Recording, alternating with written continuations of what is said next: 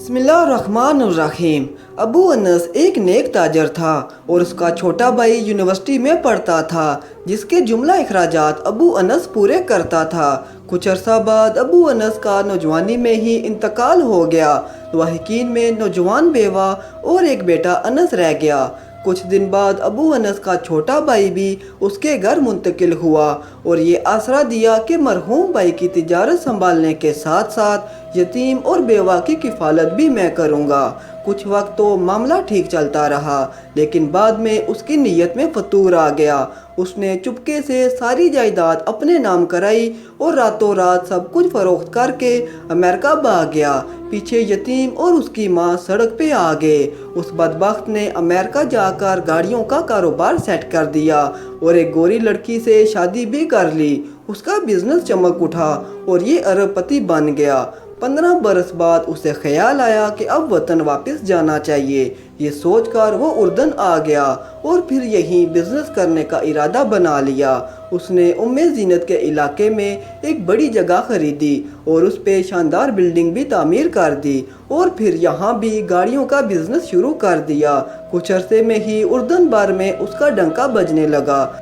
ادھر انس اور اس کی ماں انتہائی قسم پرسی سے رات دن گزارتے رہے۔ ایک خیراتی ادارے کے تعاون سے انس نے تعلیم حاصل کی اور اب وہ شادی کر کے نوکری بھی کرنے لگ چکا تھا۔ غربت کے باوجود وہ اپنی ماں کا بہت خیال رکھتا تھا مگر بدبخت چچا کو کبھی اس کا خیال ہی نہیں آیا۔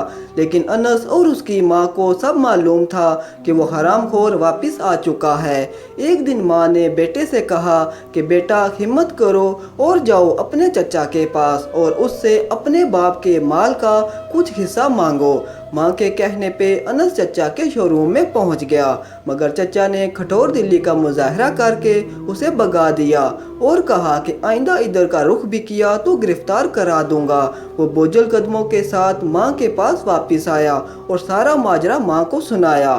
بیوہ سوائے بددعا کے کیا کر سکتی تھی؟ اس حرام خور بزنس مین نے اب اردن میں رہنے کا فیصلہ کیا تھا۔ وہ ایک جنت نما محل تعمیر کر چکا تھا اور اب اس نے بیوی بچوں کو بھی اپنے پاس اردن بلا لیا تھا۔ ادھر وہ لوگ امریکہ سے روانہ ہوئے اور ادھر یہ بدبخت انہیں لینے کے لیے اپنی نئی ماڈل کی پرتعیش گاڑی لے کر ایئرپورٹ روانہ ہوا۔ جب وہ ایئرپورٹ سے باہر نکلے تو یہ سب اس نئی گاڑی میں سوار ہو کر اپنے محل کی طرف چل پڑے۔ یہ سارا منظر دیکھ کر فرشتہ اجل ہنس رہا تھا۔ جیسے ہی ان کی گاڑی مین سڑک پہ پہنچی تو ایک تیز رفتار ٹرالر نے انہیں رون ڈالا اور انس کا حرام خور چچا اپنی امریکن بیوی اور دونوں بچوں کے ساتھ ٹکڑے ٹکڑے ہو گیا۔ پیچھے اس کا سوائے انس کے کوئی نہیں تھا۔ یہی اکلوتا وارث تھا۔ اب اس کا محل، شو روم اور بزنس بیٹھے بٹھائے انس کی جولی میں گر گیا۔ کیسا عجیب معاملہ ہے رب کریم کا۔ اس نے یتیم کے مال کو کئی گنا بڑھا کر اسے لوٹا دیا۔ وہ مظلوم کی دعا ضرور سنتا ہے اگرچہ اس کے ظاہر ہونے میں 15 برس بھی لگ جائیں۔ دوسرا یہ کہ وہ ظالم کو ڈھیل ضرور دیتا ہے لیکن جب پکڑتا ہے تو سامان عبرت بنا کر چھوڑتا ہے۔ تیسرا یہ کہ حرام کا انجام کبھی اچھا نہیں ہوتا۔ اس لیے میرے نبی کریم صلی اللہ علیہ وسلم نے فرمایا کہ مال حرام سے پلنے والے جسم کا زیادہ حقدار دوزخ ہے۔